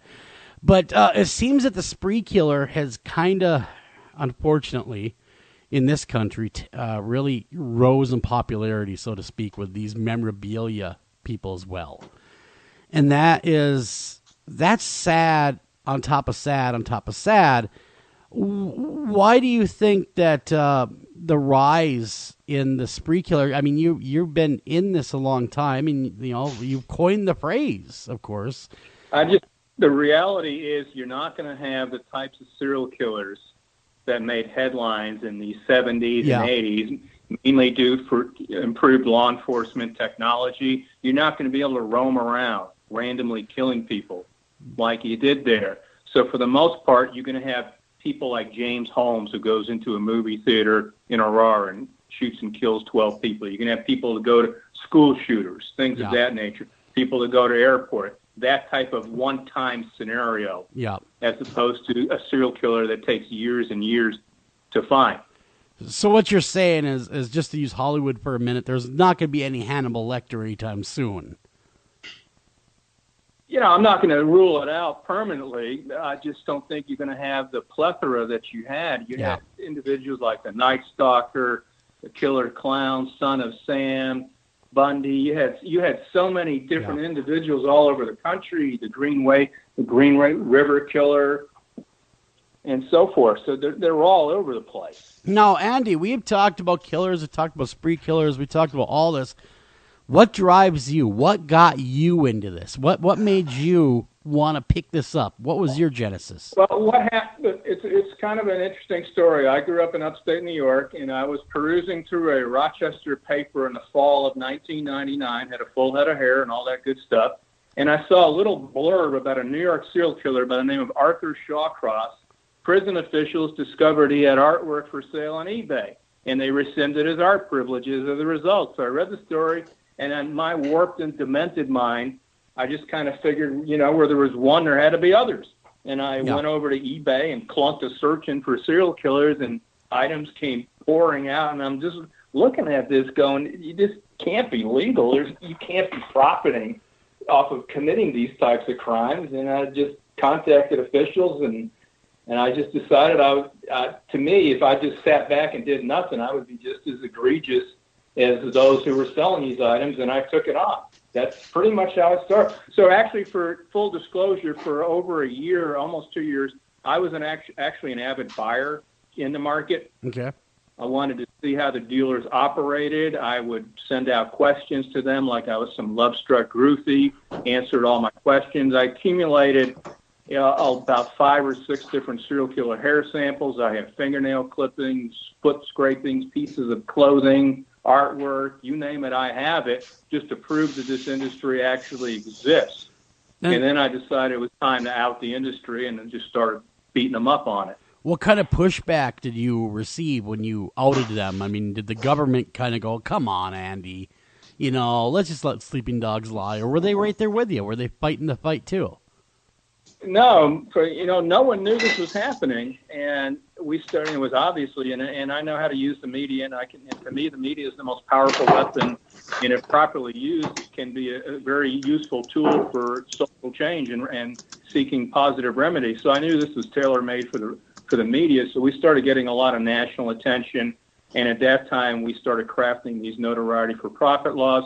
2020 got wind of what we were doing. So they were able to film me testifying before our legislative body and so forth. So when most of the governments find out that this has happened, they're frankly appalled. The problem, of course, is crafting laws that can withstand constitutional muster. Don't get me wrong. I'm a firm believer in free enterprise and capitalism, but I do believe you have to draw the line somewhere. And from my perspective, you just shouldn't be able to rob, rape, and murder, and then turn around and make a buck off of it. It's that simplistic. Well, exactly. And again, it takes us back to the top of the show. Most of us, at least I can speak for myself, were under the assumption that the Son of Sam law was a federal law. It turns out, we were schooled, I was anyway, that indeed it is not a federal law. In fact, there is no federal law prohibiting this. And which you would think that somebody in the FBI or NSA, somebody would step up and go, wait a second here. We have these victims, and we have these perpetrators making money off the victims in a roundabout way. Shouldn't we put a stop to this? I understand it's free speech. I understand that's why it's struck down. But you would just think that out of pure just being basically a decent human being, you put a stop to it. Well, believe it or not, I've had federal legislation filed several times. It's called the Federal Anti-Murderabilia Crime Victim Dignity Act, and the reason I sought federal legislation is because, for the most part, items are shipped out via U.S. mail across state lines. Hence, in other words, I can't enforce a Texas law when a Florida dealer is selling the goods. So I thought the federal way would be the only way to go. And, in my naivety, I thought this was a no-brainer. Let's be frank. It's there's no fiscal note to it. I think any reasonable person would probably, come and agree with me that they shouldn't be doing it. And for whatever reason, I've yet to even have a hearing on this. Yeah. We do plan on reintroducing the bill again. So I don't give up easy. So I look at it like a boxing match. You might have won the first few rounds, but eventually I'm going to come out and knock you out, and I'm going to get a federal law passed. This is very, but I have to. I'm sorry. Oh no, go ahead. Sorry, this is very difficult though, and the reason that I say that is because they are profiting off of their notoriety, I guess, for lack of a better word. They're not talking about the victims. They're not talking about the crime. Like most of this murderabilia is a drawing that they made of some random thing or a letter that they wrote to some random person. So I think it might be difficult in a court situation to draw the nexus between the crime itself and the product. Do you understand what I'm trying to say? Yeah. No, absolutely. But you know something? I'd rather have something on the books to be challenged. Right. Than where we are right now, which is absolutely nothing. Yeah. So I expect if we do get a federal law, passed, I do expect it to be challenged. Yeah, well, good point, Clarissa. You brought in a good point, and Andy, you as well. I mean, something on the books to be challenged. But if the picture or painting has nothing to do with the victim, I see that side of it too.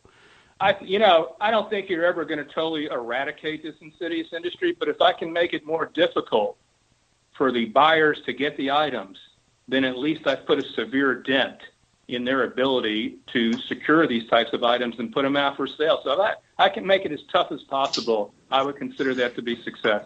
Now, who sets the prices on these macabre items? Do you know? I mean, dealers. Okay, so I thought maybe it went on how hard it was to obtain. Basically, I mean, for the most part, the artwork usually goes for more, and like anything else, it depends on how much name value you have, how many people you murdered, and the style that you did it. Yeah. Well, that makes sense, I guess, in a weird way.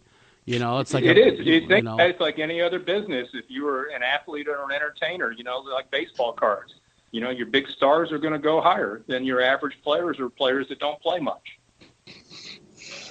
There has to be a cultural shift, I think, though. I mean, in general, like obviously regulating it better than we do, but just that cultural shift toward putting the conversation more on the victims and putting, oh gosh, I don't know if this is the right word, but I notice how people that, interface with these types of individuals tend not to be afraid for themselves. They tend to feel protected as though it couldn't happen to them in some way. And that's not the case. Like there are tons of individuals that are not famous that do, this kind of violence all the time. And it's nothing to be glorified. But I think most of the people that follow these type of murderers haven't typically been in contact with that type of violence. Well, I have a motto in my office that crime victims are the only unwilling participants in the criminal justice system. Everyone else chose their role, from law enforcement, judges, victim advocates, parole, probation, talk show hosts, and so forth. No one ever asked to be a victim. So it's the least we can do. It has individuals in government looking out for victims' rights, their well-being, and their due process. But So what but Andy, not to argue with you at all, but some of it would kind of hint at maybe violating the offender's due process. Well, here's the way I look at it. Everybody knows what the Miranda warnings are, right? Yes. Everybody's heard. You have the right to. Everybody knows. What happens to a suspect when they're pulled over or they're alleged to have committed a crime? What happens if the suspect is not given their Miranda warnings? Generally, cases generally dropped, right? Yes. Now, right? Because there's a constitutional law. Now, what happens if you're a victim and I don't apprise you of what your rights are as a victim? What happens in that particular case? The analogy is you might get an I'm sorry or a shrug of the shoulders. Mm-hmm. Defendants' rights, and rightfully so, are protected and codified in the United States Constitution, while still to date, victims' rights are a mere courtesy with no teeth to back up those who don't enforce them. But and again, innocent till proven guilty. Well, I'm only talking about those that are convicted. So we're not using a big blanket on everybody. Well, an example would be Jodi Arias. When the trial of Jodi Arias, which is covered, wall to wall, and I would go on shows because Arias had artwork. She had her own site where they were selling her artwork. And every time I would go on a show, I would say, like it or not, Jodi Arias hasn't been convicted of anything yet. Mm-hmm. So she's free to do whatever you want. And you might not like it, but you have to wait until they're convicted. Then we can do something. Sure. But do you think that this sort of thing should factor into, say, like parole decision making, things like that, when it may not, have anything to do with the victims? For the most part, you're dealing with offenders that are either on death row or serving life. So the chances for any of these guys that have this type of notoriety ever having the chance to breathe free air is slim to none. Mm-hmm. Mm-hmm. Well, I know, Clarissa, you can't speak on this and obvious reasons, but I can. Somebody like Manson hits the streets, his survivability would not be very long before someone that would want the trophy of being the man to kill Charles Manson. Well, because the guy that knocked off Jeffrey Dahmer in the Wisconsin prison, Christopher Scarver, his claim to fame is that he killed Dahmer. And he has items for sale on the Murderabilia site because he killed Jeffrey Dahmer. Yep. Well, exactly. And that is very meta. Yeah. Yeah. That is very meta. We have found, there was one instance where we found prison guards that recognized that they can make money off of the notoriety of inmates. There was a guard that we caught that was selling after Dahmer was murdered. Apparently he must have kept his shaving kit because he put it up for sale. Mm-hmm. Mm-hmm. And that actually happens. I think that is one complaint. I mean, I wouldn't call it a complaint, but that is one thing that I think is probably too lax, at least in the prison system out here, is that when you work in the prison system, you're very rarely searched. Yeah. And I don't understand that. I don't think it's an inconvenience. I don't care. I like when they put me under scrutiny, but it very rarely happens. So it would be extremely easy for prison staff to walk out with something. It is, and let me give you an example. The late Susan Atkins, one of the Manson girls, wrote to me, and I'll quote her because it's actually a very good line. She said, "This makes me look callous and unremorseful, for which I am not. It leads to unscrupulous behavior by other inmates and prison employees that begin to realize they can make money off of me." Mm-hmm. Yeah. Mm-hmm. Well, I was going to ask, do either of you know what the average salary of a prison employee is, a general prison guard? No clue, with overtime out here around 80. So and where you live is extremely expensive. So if you have the opportunity and you're trying to make ends meet and you realize, holy crap, I can make a lot of money fast by selling inmate X's memorabilia or murderabilia, that makes perfect sense. I mean, corruption is everywhere. We have to care about corruption because if you care about justice, you absolutely equally have to care about corruption. Well, yeah, and I mean, they do other things too, like sneaking in, say, cans of tobacco, which tobacco is not allowed anymore. Yeah. Like a can of really cheap tobacco goes for over $100 out here. Jeez. And yeah, and so when officers or people like me are not searched, and I actually encourage it. When I come into a prison that I have not been in and I have a bag with me, and they kind of just cursorily look in the top of it, I say, no, go through it. Well, because they should. Yeah, well, Andy, what is Texas's view on all this? Because that's where you're at. That's primarily where you do your operation. Anybody that used to sell stuff from Texas no longer does. And since I have certainly made our prison officials aware of who these dealers are, no one comes paying anybody a visit now. So for the most part, we've done a fairly good job of monitoring the incoming and outgoing items. When I lived in Texas, there was a long-running joke that there's an express line to the electric chair. Yeah. They didn't. So much faster. The national media loves to call us the death penalty capital of the world. I like to call us the victims' rights capital of the world. So we beg to differ on monikers. Yeah. Well, Texas was very, I have to say, I did my schooling at Baylor and my internship in Texas, several of my internship, stays in Texas. And I have to say that Texas was actually very much on the cutting edge when it came to treatment, which I have to say was a big shock to me coming to California, because California was supposed to be so liberal and treatment oriented. Texas had it down, man. Seriously. So hats off to you in that department. I've been to 7 executions with victims' families. And I can tell you it is probably the most mentally draining, grueling, emotional day you wouldn't wish upon anyone. Do they truly feel like justice has been served, or do they feel as empty as they did when they walked in? Or even more so, maybe, the family speaking. Speak of the families. There's some that the way one mother put it to me very succinctly like this, she said, you know what this means? It means I'm done with the system. No more phone calls, no more this administration, no more this court, no more this technicality. I can go to my daughter's grave, tell her justice was served, and I don't have to deal with anybody anymore. But basically the way we phrase it, and the media likes to use the fancy word, does it bring you closure and all that stuff? There is no such word as closure for family members of homicide. What it does is it ends that chapter of their life book. Mm-hmm. Or they can.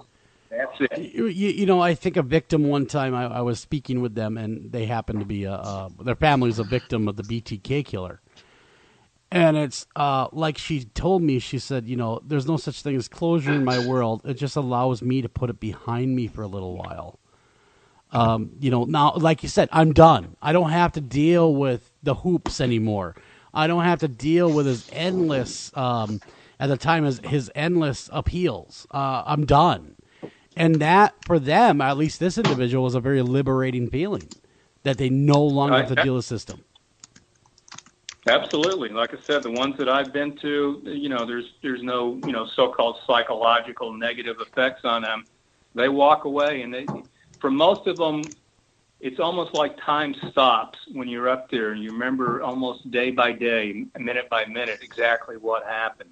Mm-hmm. And it's a very emotionally gut-feeling day. It's it's not a so-called festive party-like atmosphere that some of the naysayers might want to say. Well, on the flip side, Clarissa, do offenders, by and large, at least the ones you've come into contact with, are they remorseful? Is there a light bulb that goes on over their head and they just change the way they view it? Is there any point where they reach out and apologize?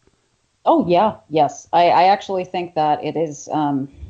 I deal with only, at this point in my career, only very long-term inmates, and they're the ones that still do have a chance at parole, but believe it or not, quite a few of those are pretty infamous too. You'd be surprised. For a lot of them, I think once they hit their late 40s, early 50s, especially if the crimes were committed when they were much younger, 20s, let's say, they have had tragedies happen to them too. And I don't know why they don't have empathy before that. Do not ask me. I don't know. But when their own mother dies, or when somebody else, something else happens, it does seem like a light bulb goes off where they go, oh my God, I'm feeling such terrible loss and such terrible grief. Hold on. I put someone through this. Well, my God. Because someone when they're 21 is not the same person they were when they're 51. No. By the time I talk to them, they're mellow. Yeah. Yeah. The way I would look at it, do you believe they've aged out? Yes, exactly right. Great comment. Yeah. So meaning that they're so old that they're no longer a threat, or are they aged out mentally going, I get the it violence, now. The Gotcha. violence Okay. isn't the solution for them anymore because of their age. It's not the first go-to anymore. Okay, gotcha. Very good analogy, aged out. That really does describe it. And but unfortunately, Andy, there is no aging out for victims. Yeah. Nope, they got a life sentence, and it's something they live and carry through every day. For a lot of them, their family tree is gone. As one father and mother said to me, no grandchildren, no nothing. My name will never be passed on anymore. The lineage is over. And that person was responsible for doing it. So what I try to do is take a negative and turn it into a positive. I can't go back and change what happened to you or your family. But if we make things better for others to come along, then you've achieved a lasting legacy. Do you find, Andy, a real feeling of them wanting to be vigilantes, the victims? No. Okay, because that's you see that on TV all the time. Well, the victim goes to get revenge. So that is more of a Hollywood misnomer than it is a reality. Absolutely, they take it out of the stream. No, they want justice. That's what they want.